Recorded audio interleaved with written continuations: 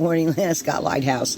So this is meant to be a longer video, but I've gotten so emotionally trying to do it because I feel like it deserves to be talked about. But it comes from my own personal experience. I'm a storyteller. And I saw a video this morning. I did a short to it. But saw a video this morning about some young black girl in college talking about white privilege. And I am so tired of hearing about white privilege. Because in this day and age, and you can be anything you want to be. You can do anything. When you fill out paperwork, you don't even have to put your race on there. So quit talking about white privilege.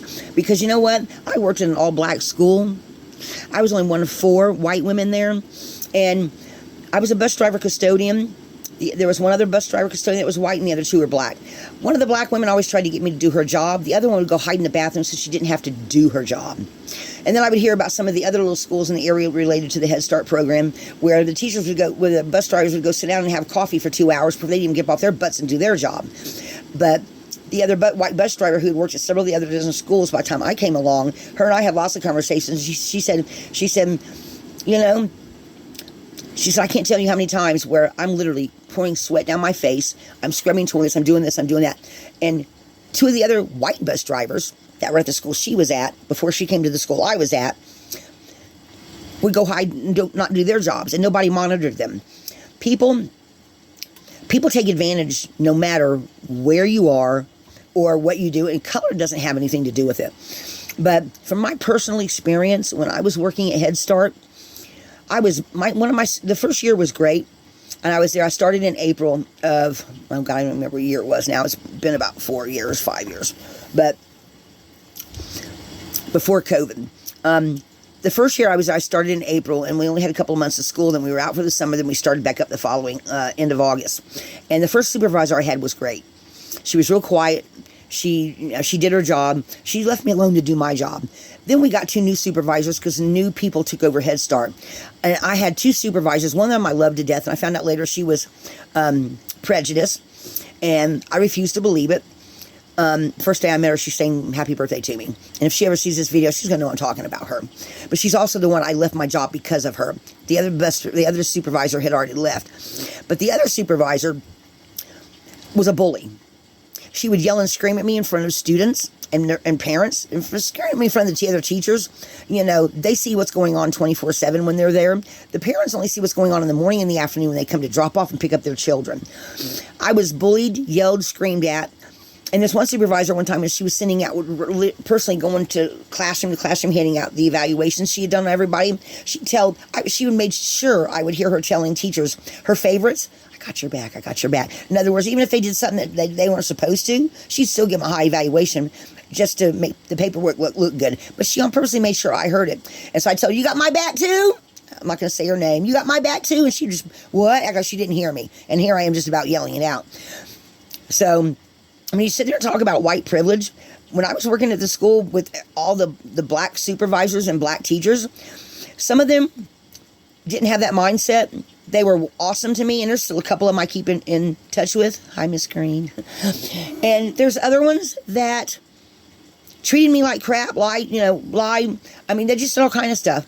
And folks, when the shoe's on the other foot, I could sit here and talk about black privilege because I was the minority at a black school where I was treated like crap.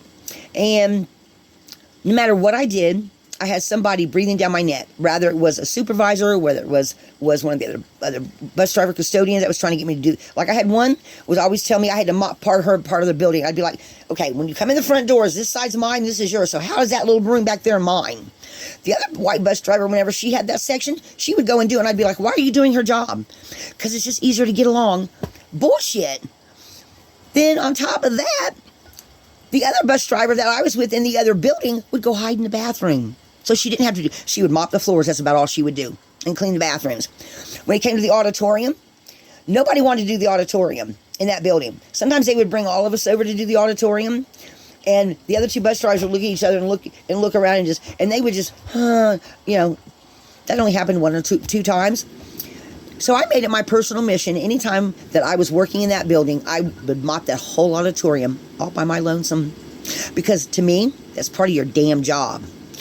So while one would hide in the bathroom, the other one was always pushing around a little cart trying to make it look like she was busy, leaving wet floor signs up when she hadn't even mopped the floor. That's the kind of stuff I was looking at, okay? If I put up a wet mop floor, wet floor sign, my floor was wet. Quite a few times, this other lady, she put up a mop, mop sign, floor wouldn't even be wet because she didn't mop it. Didn't do her job. So I'm so tired of hearing about white privilege. What about black privilege? I've seen it firsthand. So no matter what job you're at, always do the best that you can do. And if somebody starts throwing those kind of terms around or stuff like that, watch and see what they do. Because as far as I'm concerned, me, when I was at that job, that's the worst job I ever had, but a job I loved so much because of the kids.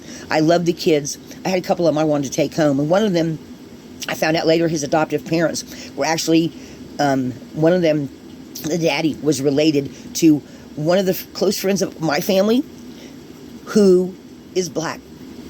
And this little boy was a twin, actually, and his mama had gotten unlived from somebody. And the first time I ever saw this little boy, he told me, "My mama's dead." He was only 3 years old. I fell in love with this little boy. I wanted to bring him home so bad, but he was already in a foster home. And anyway, folks, there was a couple of those little kids. There was a little girl and that little boy I wanted to bring home so bad, and they were black, I was white. I didn't care about the color of their skin. I loved these little kids. I loved my job there. I got treated like crap, but I did the best job I could